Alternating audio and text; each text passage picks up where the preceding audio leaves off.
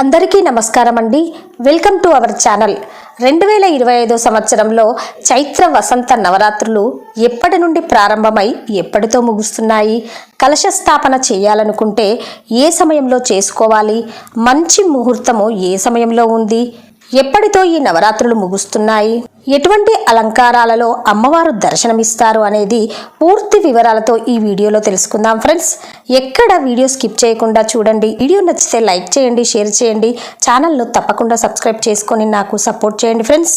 చైత్ర శుద్ధ పాడ్యంతో మొదలై 9 రోజులు శ్రీరామ నవమితో ఈ నవరాత్రులు ముగుస్తున్నాయండి. కొత్త సంవత్సరంలో ఉగాదితో మొదటి మాసము చైత్రమాసం వస్తుంది. తెలుగు నూతన సంవత్సరాన్ని ఆహ్వానిస్తూ ఉగాది పర్వదినంను జరుపుకుంటూ ఉంటాము. తెలుగు నెల ప్రారంభమైన ఈ రోజు నుంచే వసంత నవరాత్రులు కూడా ప్రారంభమవుతాయి. చైత్ర మాసంలో వసంత ఋతువు వస్తుంది కనుక వీటిని వసంత నవరాత్రులు అంటుంటాం. తెలుగు నెలలలో మొదటి మాసము చైత్రమాసం కాబట్టి ఈ నవరాత్రులను చైత్ర శుద్ధ నవరాత్రులు అని కూడా పిలుస్తాము.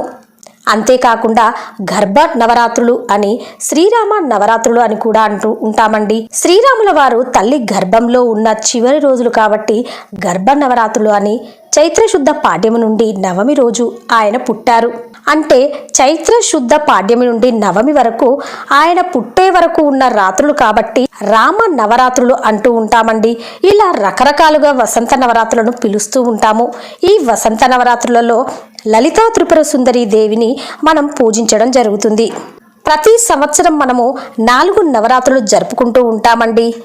తెలుగు నెలల ప్రకారము మొదటి మాసము చైత్రమాసంలో మొదలయ్యి నవరాత్రులను ప్రారంభం చేస్తుంది. వీటినే వసంత నవరాత్రులు అంటాము. ఈ నవరాత్రులలో లలిత అమ్మవారిని పూజిస్తూ ఉంటాము. ఇక రెండవసారి చేసుకునే నవరాత్రులు ఆషాఢ మాసంలో చేసుకునే గుప్త నవరాత్రులు, వాటినే వారాహి నవరాత్రులు అంటామండి. మూడవ నవరాత్రులు ఆశ్వయుజ మాసంలో చేసుకుంటామండి. వీటినే శరన్నవరాత్రులు అంటూ ఉంటాము. ఈ నవరాత్రులు అందరికీ తెలుసు. ఊరు ఊరు వాడ వాడ ప్రతి ఒక్కరూ దేవీ శరన్నవరాత్రులు జరుపుకుంటూ ఉంటాము. ఇక 4వ నవరాత్రులు రాజశ్యామల నవరాత్రులు. ఇక్కడ వారాహి నవరాత్రులు, రాజశ్యామల నవరాత్రులను గుప్త నవరాత్రులు అంటామండి. ఇలా సంవత్సరంలో వచ్చే ఈ 4 నవరాత్రులలో దేవీ శరన్నవరాత్రులు ఎలాగైనా మనం పూజ చేసుకుంటాము. అలాగే లలితాదేవి వసంత నవరాత్రులు కూడా, ఇంకా మిగతా 2 గుప్త నవరాత్రులు శ్యామలాదేవి నవరాత్రులు, వారాహి నవరాత్రులు కూడా జరుపుకోవాలి. అయితే గుప్త నవరాత్రులు గత 4-5 సంవత్సరాల నుంచే వెలుగులోకి వచ్చాయి సోషల్ మీడియా ద్వారా. సంవత్సరంలో 4 సార్లు నవరాత్రులు వస్తాయని, అమ్మకు పూజ చేయాలని ఇక ఈ సోషల్ మీడియా ద్వారానే మనకు తెలిసిందండి. సంవత్సరంలో 4 సార్లు నవరాత్రులు వస్తాయని, అమ్మకు 4 సార్లు నవరాత్రులు పూజ చేసుకోవాలని తెలిసింది. దేవి ఆరాధన చేసేవారు చాలా మంది అమ్మకు నవరాత్రులు జరుపుకుంటూ ఉంటారు. అయితే ఈ వసంత నవరాత్రులలో ఆ లలితా త్రిపుర సుందరి దేవికి ముఖ్యంగా కుంకుమ పూజలు జరుపుతూ ఉంటామండి. అయితే ఈ నవరాత్రులు చైత్ర శుద్ధ పాడ్యము నుండి మొదలై నవమి వరకు నవరాత్రులు జరుపుకోవాలి. అయితే చైత్ర శుద్ధ పాడ్యమి అనేది మార్చి 29వ తారీఖు సాయంత్రము 5:30 ప్రారంభమై మార్చి 30వ తారీఖు ఆదివారం మధ్యాహ్నం 2:44 వరకు చైత్ర శుద్ధ పాడ్యమి ఉందండి. కానీ మనం చేసుకునే పండుగలు సూర్యోదయ వేళ చూసుకుంటూ ఉంటాము కనుక మార్చి 30వ తేదీన ఆదివారం నుంచి ఈ నవరాత్రులు మొదలయ్యాయి. ఈ రోజే ఉగాది పర్వదినం జరుపుకుంటూ కొత్త సంవత్సరాన్ని ఆహ్వానిస్తూ ఆ లలితా అమ్మవారి ఆరాధన పూజ మొదలు పెడతాము. ఈ నవరాత్రులు మార్చి 30న ప్రారంభమై ఏప్రిల్ 7 వరకు ఉంటాయి. ఏప్రిల్ 6న శ్రీరామనవమి ఆ రోజు ముగించుకొని ఏప్రిల్ 7వ తేదీన అమ్మవారికి ఉద్వాసన చెప్పుకుంటూ ఆ రోజున అమ్మవారికి పూజ చేసుకుంటూ ఉంటాము. నవమి తిథితో 9 రోజులు ముగించుకోవాలి. తిథుల ప్రకారం మిగుళ్ళు తగుళ్ళు చూసుకొని మరుసటి రోజు కూడా ఉద్యాపన చెప్పుకొని పూజను ముగించుకుంటామండి. ఈ విధంగా చైత్ర వసంత నవరాత్రులు మార్చి 30కి ప్రారంభమై ఏప్రిల్ 7న ముగించుకుంటున్నామన్నమాట. అయితే లలితమ్మ ఈ 9 రోజులు 9 అలంకారాలలో దర్శనమిస్తూ పూజలు అందుకుంటూ ఉంటుంది. ఒక్కొక్క రోజు అమ్మవారి ఒక్కొక్క అలంకారం మరియు ఒక్కొక్క నైవేద్యం అమ్మకు సమర్పిస్తూ ఉంటాము. అమ్మవారికి మొదటి రోజు శైలపుత్రి అమ్మవారిగా ఆరాధిస్తూ ఉంటాము. 2వ రోజు బ్రహ్మచారిణిగా, 3వ రోజు చంద్రఘంటాదేవిగా, 4వ రోజు కూష్మాండాదేవిగా, 5వ రోజు స్కందమాతగా మరియు లక్ష్మీ పంచమి పంచమి కనుక లక్ష్మీ పంచమిగా మనమంతరము పూజలు చేస్తూ ఉంటాము. 6వ రోజు కాత్యాయని దేవిగా, 7వ రోజు కాలరాత్రిగా, 8వ రోజు దుర్గాదేవిగా, 9వ రోజు సిద్ధిదాత్రిగా అమ్మవారికి 9 అలంకారాలతో అమ్మవారు విశేషంగా పూజలు అందుకుంటుందండి. అయితే దేవాలయాల్లో ఒక్కొక్క రోజు ఒక్కొక్క అలంకారం చక్కగా అమ్మకు చేస్తూ అమ్మ మనకు దర్శనమిస్తూ ఉంటుంది. అయితే మన ఇంట్లో లలితమ్మ నవరాత్రులు జరుపుకోవాలంటే అమ్మవారి చిత్రపటాన్ని పెట్టుకొని చక్కగా చేసుకోవచ్చండి. అమ్మవారి పటం ఉంటేనే చాలు, ఆ అమ్మ కరుణ మనపై కురిపిస్తూ ఉంటుంది. లేదంటే దుర్గాదేవి చిత్రపటం పెట్టుకుని కూడా పూజ చేసుకోవచ్చండి. అయితే ఇప్పటి వరకు లలితమ్మ చిత్రపటం లేని వాళ్ళు లలితమ్మ చిత్రపటం 2025 సంవత్సరంలో వచ్చే లలితాదేవి నవరాత్రులకు తెచ్చిపెట్టుకోండి, పూజ చేయండి. ఇంకా శ్రీచక్రంకు కూడా పూజ చేస్తారు. శ్రీచక్రం అనేది అందరి ఇళ్లల్లో ఉండదు కనుక అమ్మవారి చిన్న విగ్రహం కానీ, పసుపు ముద్ద రూపంలో కానీ, చిత్రపట రూపంలో కానీ, శ్రీచక్రం కావాలంటే ముగ్గు రూపంలో కానీ వేసుకొని అమ్మవారికి మనం పూజ చేసుకోవచ్చు. అయితే 9 రోజులు నియమనిష్టలతో ఉంటాము అనుకునే వాళ్ళు మాత్రమే కలశ స్థాపన చేసుకోవాలి.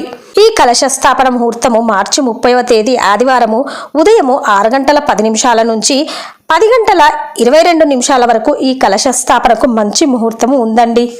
పూజాపీఠాన్ని అమ్మకు ప్రత్యేకంగా ఏర్పాటు చేయాలన్నా ఇదే ముహూర్తంలో ఏర్పాటు చేసుకోవాలి. పూజ ప్రారంభించే సమయము ఇది అన్నమాట. కలశ స్థాపన చేసుకోవచ్చు, లేదంటే పీఠం ఏర్పాటు చేసుకొని అమ్మవారి చిత్రపటం చిన్న విగ్రహం ఉన్న విగ్రహంతో అమ్మకు పూజ ఈ ముహూర్తంలో ప్రారంభించవచ్చు. అభిజిత్ లగ్నం అంటూ ఆ లగ్నంలో అమ్మవారి కలశస్థాపన పూజ పీఠాన్ని ఏర్పాటు చేసుకుంటూ ఉంటారు. ఈ సమయం మిట్ట మధ్యాహ్నం ఉందండి. ఈ సమయం చాలా బలమైన ముహూర్తాన్ని కలిగి ఉంటుంది అంటారండి. ఈ అభిజిత్ లగ్నంలో పూజ ప్రారంభిస్తే చాలా మంచి ఫలితాలు వస్తాయని, సూర్యుడు కూడా దశమ స్థానంలో ఉన్నారు కాబట్టి ఆ సమయంలో పూజ ప్రారంభిస్తే మంచి ఫలితాలు కలుగుతాయని మన నమ్మకం. కాబట్టి కలశస్థాపన సమయంలో కానీ అభిజిత్ లగ్నంలో కానీ పూజ ప్రారంభించవచ్చండి. ఇలా చక్కగా లలితాదేవి నవరాత్రులు జరుపుకుంటూ ఉంటాము.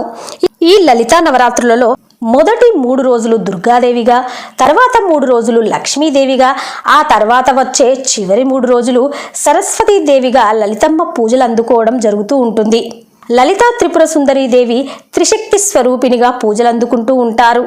మా ఇంట్లో ఆనవాయితీ లేదండి అని ఏమీ అనుకోనవసరం లేదు. అమ్మకు ఎవరైనా పూజ చేసుకోవచ్చండి. అమ్మకు ఎక్కువగా కుంకుమ పూజలు చేస్తూ ఉంటాము. 9 రోజులు చేయలేమండి అని అనుకునే వాళ్ళు ఈ 9 రోజులలో ఏ ఒక్క రోజు చేసినా మంచి ఫలితం కలుగుతుందండి. 5వ రోజు లక్ష్మీ పంచమి కనుక ఆ రోజు కానీ, లేదంటే అష్టమి రోజు దుర్గాష్టమి కనుక దుర్గాదేవికి కానీ, లేదంటే చివరి 3 రోజులు కానీ, లేదా ఆఖరి రోజైన నవమి రోజు కానీ, ఇలా ఏ ఒక్క రోజైనా ఈ 9 రోజులలో పూజ చేసుకుంటే 9 రోజులు చేసిన పూజా ఫలితం కలుగుతుందండి. ఈ నవరాత్రులు చేయడం వల్ల సౌభాగ్యం, సంతానం, కుటుంబ క్షేమం, కుటుంబ సంతోషం, ఇలా ధర్మబద్ధమైన ఎలాంటి కోరికైనా అమ్మ నెరవేరుస్తుంది. ఎలాంటి కష్టాలలో ఉన్నా అమ్మ అన్న ఒక్క పిలుపుతోనే అమ్మ తన ఒడికి చేర్చుకొని ఆ కష్టాల నుండి మనల్ని గట్టెక్కిస్తుందండి. అయితే ఈ 9 రోజులలో ఒక్కొక్క రోజు ఒక్కొక్క అలంకారం మరియు ఒక్కొక్క నైవేద్యంతో అమ్మను మనము ఆరాధిస్తూ ఉంటాము. ఏ రోజు ఏ నైవేద్యం పెట్టాలి, నవరాత్రులలో మనం పాటించవలసిన నియమాలు ఏమిటి, ఏ రోజు ఏ రంగు చీరతో అమ్మకు అలంకరణ చేయాలి, ఉపవాస దీక్ష ఎలా చేయాలి, ఏ పూలతో అమ్మను పూజించాలి అనేది నెక్స్ట్ వీడియోలో తెలుసుకుందాం ఫ్రెండ్స్. అమ్మదై ఉంటే అన్నీ ఉన్నట్లే. సర్వే జన సుఖినో భవంతు, లోకా సమస్త సుఖినో భవంతు. ఈ వీడియో నచ్చితే లైక్ చేయండి, షేర్ చేయండి, ఛానల్ను తప్పకుండా సబ్స్క్రైబ్ చేసుకోండి ఫ్రెండ్స్. అలాగే మరవకుండా బెల్ బటన్ యాక్టివేట్ చేసుకోండి. అప్పుడే నేను చేసే ప్రతి వీడియో మీ మొబైల్కి నోటిఫికేషన్ రూపంలో చేరుతుంది. ఉంటానండి. Thank you for watching.